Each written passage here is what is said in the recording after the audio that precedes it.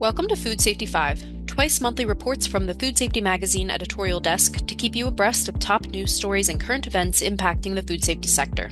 Today's episode covers a novel detection method for Clostridium botulinum, a foodborne pathogen that is currently dominating headlines for causing back-to-back infant botulism outbreaks linked to formula, as well as a potential new processing approach to mitigate contamination, and growing discussion around whether C. botulinum should be considered a reasonably foreseeable hazard in infant formula requiring targeted preventive controls. In late 2025 and into early 2026, dozens of babies across the U.S. were hospitalized with botulism after being fed C. botulinum contaminated formula produced by ByHeart Nutrition Inc. Months later, in June 2026, a new infant botulism outbreak emerged across several states, this time linked to Nara Organics brand formula. Until now, C. botulinum has not been considered to be a hazard reasonably likely to occur in powdered infant formula manufacturing. But these two outbreaks are challenging this previously held assumption and spurring research into better methods for detecting and inactivating the pathogen. Notably, a study commissioned by ByHeart as part of its own investigation into the outbreak caused by its products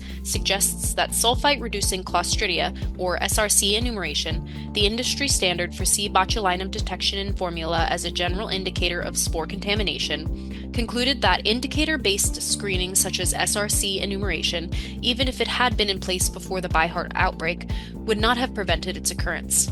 In fact, SRC testing was in place at Nara Organics and did fail to prevent the second outbreak. As a result of their findings, ByHeart, in collaboration with third-party IEH laboratories and consulting group, developed a new testing protocol that layers two PCR-based methods. The new protocol includes a novel, fit-for-purpose test method that was developed by IEH laboratories and is reportedly 1,000 times more sensitive than the limits of SRC enumeration. ByHeart told Food Safety Magazine that it has already disclosed the details of the new testing protocol with FDA, and it plans to share this information with the wider research community and industry to improve formula safety and advance the science. In the ByHeart commissioned study finding SRC enumeration to be insufficient, the authors wrote, "Manufacturers should recognize C. botulinum as a hazard reasonably likely to occur in certain ingredients, necessitating the design and implementation of specific preventive controls." However, as explained to Food Safety Magazine by Consumer Reports Director of Food Policy Brian Ronholm, testing for C. botulinum can be tricky and often requires secure labs, biosafety level 3, which dramatically reduces the number of places that can test for it. Despite the practical challenges, Mr. Ronholm suggested that FDA should declare C. botulinum as an adulterant in infant formula and require testing for it, and that manufacturers should be testing and monitoring for C. botulinum in the food production environment. Legislators are currently attempting to strengthen infant formula safety through an active bill, the Infant Formula Safety Modernization Act, which would, among other directives, mandate FDA to require manufacturers to test formula for C. botulinum. Zooming out from infant formula, a new study by researchers at Ohio State University and the University of Georgia suggests that combining pressure-assisted thermal processing, or PATP, with cationic antimicrobial compounds may significantly improve the inactivation of Clostridium botulinum in low-acid foods. While conventional thermal sterilization effectively inactivates bacterial spores, the severe prolonged heat can degrade food quality, diminish nutritional value, and impair sensory attributes.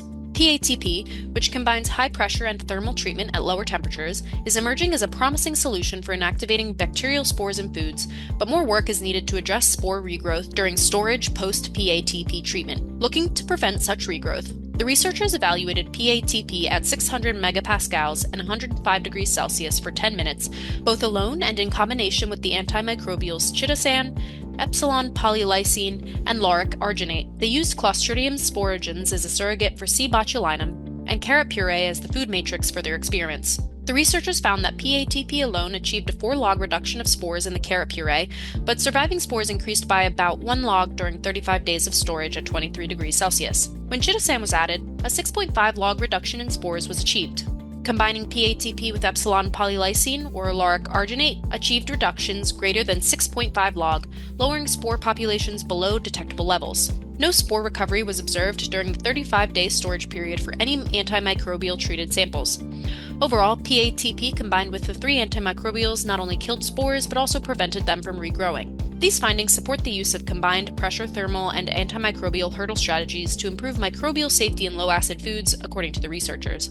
For more information on any of the stories mentioned in this video, be sure to check out the Food Safety Magazine coverage linked in the description. Check back twice monthly on Tuesdays for the latest Food Safety 5 episodes, available at food-safety.com or on our YouTube channel.